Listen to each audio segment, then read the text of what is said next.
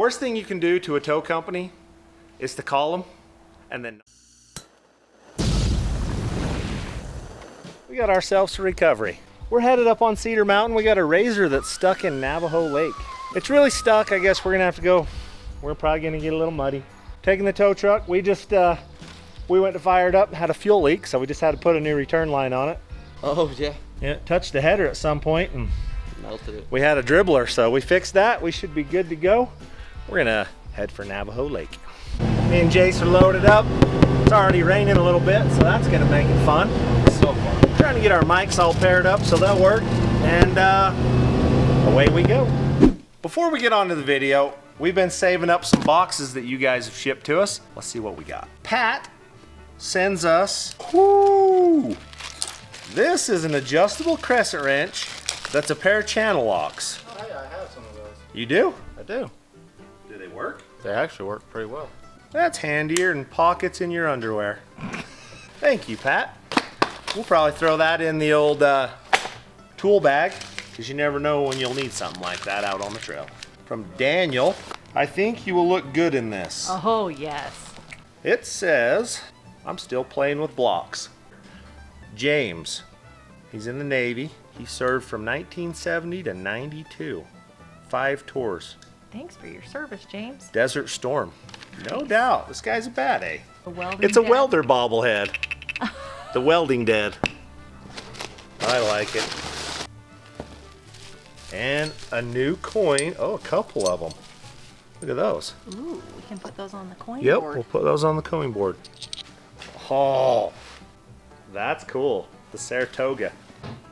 That's cool. Thank you, man. This one is Gib. This is cool. These are bad to the bone. That's awesome. Thank you. We'll put those on. I'm thinking a 30s Chevy truck. They'll look good on the front of it. I needed some of those. Terry A. Brown. This guy is like Landon right here. Stickers? What else? What do you think?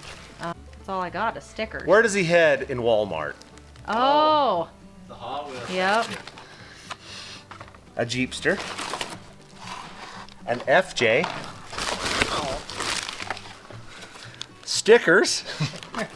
And a 3-wheeler. What in the This guy world? knows Oh, us dude. pretty. Okay, this one's opened up already. We'll do it. This one's from Mike. Oh, look at that. It even has the top thing. That one We're at the roof rack. with the roof rack That's what and I'm saying. everything. You guys. By the way, Tom, you guys. hates the roof rack. I don't like it.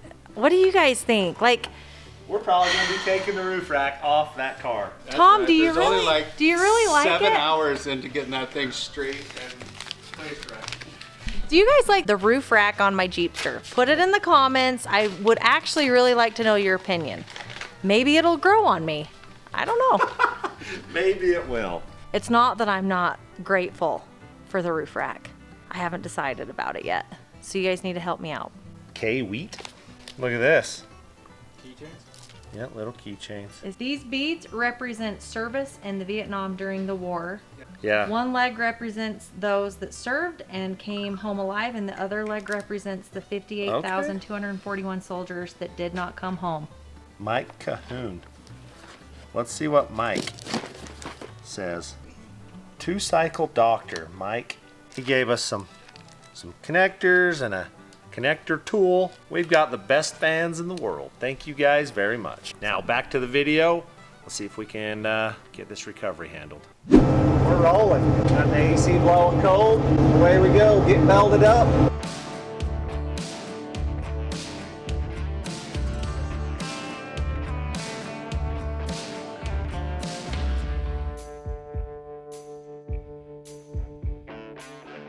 So this guy didn't know exactly where he was. He said he was far east at first, and then I said, so you're by Duck Creek? Well, no, I'm on the other side. I'm like, well, I think that's the west side of the lake. I said, by the campground. He's like, I don't know about this campground.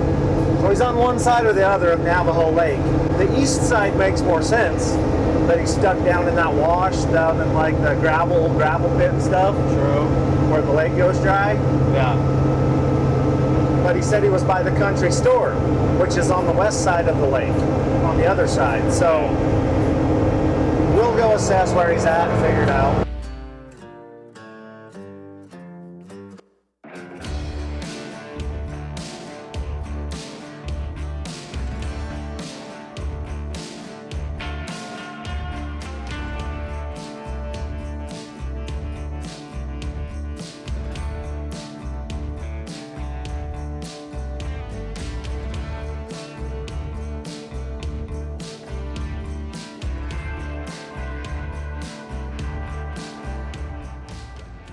Just rolling off onto the Navajo Road, so we should be able to find these guys here shortly.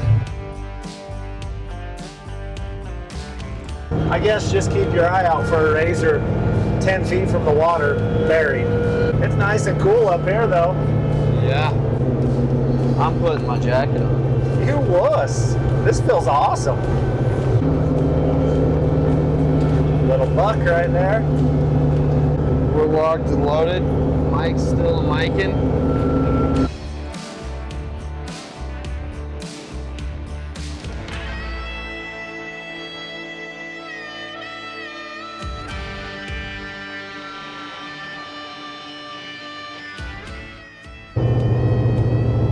You see anything out there? If he's not right here, then he's at the far other end. Said he was like 10 feet from the water. Hopefully we don't get buried. Well, I'm getting close. We'll run cable. Or we'll run cord. We don't have cable. We've graduated from that. Last time I was up here, we were ice fishing.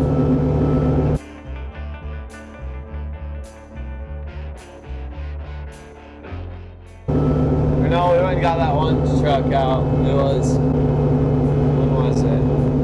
It was that truck and trailer. Oh yeah. We went out down through here.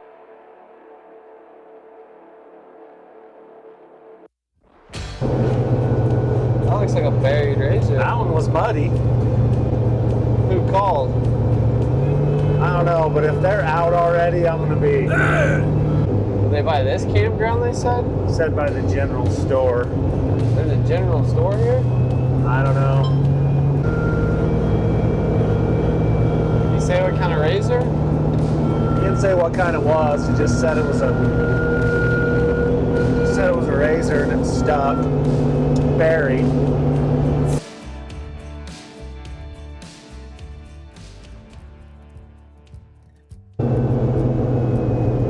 This is where we'd go in, right? Into What? the lake? Across, yeah. Yeah. To get across to the. Yeah, your spring straight across right there. I mean, she's lost some water. It's down. See a side by side stuck down there anywhere? I can't really see anything out of those trees. We're gonna turn right here and see. It's gotta be right here if it is. Yeah. If not, That was them, probably. there's mud clumps coming up out of there.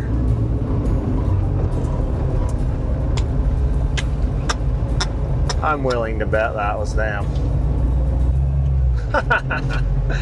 Oh, I'd have had my pistons put in my motor.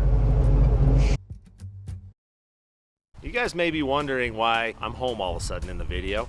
Well, we're gonna tell you right now. We got there, we've got everything ready, all the camera equipment. I rounded Jace up, we got fuel in the thing. We took off, we're almost to where the guy was stuck. And we see a side-by-side all covered in mud coming out. And I told Jace, I'm like, that was the guy we were after. Evidently some good Samaritan and helped this guy get out, which is fine. It's good to help people out and it's good to be nice to people. What sucks about that whole deal is the time and effort that I put in to getting everything ready to get up there, my hour drive to get to him, that I still have to pay for all of that stuff. And I get there and we don't have a video out of it. I usually don't charge people to pull them out because I try to make my money off the YouTube side of the world. You're drive lined again. Well, should I put these hubs back in? Should I lock these hubs? You don't know us anything. Are you sure? You You're a broke down mechanic, right? You broke down in the right spot today. We didn't make anything this time because there's no recovery. I wasted 3 hours of my time and we got nothing to show for it. So let me tell you, or let me explain the reasoning behind what I'm saying. When you call a tow company up, you basically made a contract with them at that point that they're gonna come and get you. Whereas in a Good Samaritan, he's out nothing. If he breaks your stuff, he doesn't have the insurance to pay for any of the parts that get broken in that. Whereas we have to carry insurance so that if we break something of yours, we can fix it. It's super tempting when someone's there and they seem like they're able to pull you out. But just know, it really is an inconvenience for the company that you've called and contacted to come and get you. And in this instance, it was a giant inconvenience. They didn't have the ability to lift the side-by-side out of the mud that they needed. They just yanked on it, broke a whole bunch of parts on this thing, whereas we would have just picked it up and lifted it out. No damage done to the vehicle. Just gotta be smart. If you want someone's help, call and ask for it. If you think you can get out on your own, well then, just get out on your own and don't call somebody up and have them come out and try to get you and you're already gone. This doesn't just happen to me. I know a whole bunch of off-road recovery guys, and they happens all the time. When we go to Peekaboo, we run into Ramsey's all the time, and they're looking for people that have already been pulled out, or that I've pulled out because they didn't tell me they'd already called somebody to pull them out. Just be straight up with whoever you're towing out. Let them know. We really like doing off-road recoveries. It's one of our favorite things we get to do. It gets us out of the shop. It gets us to meet people. Just know that when you contract somebody, let them do their job. And we appreciate all you guys. Thank you so much for watching our channel. We love it. We love doing it. We feel blessed. So thanks for watching.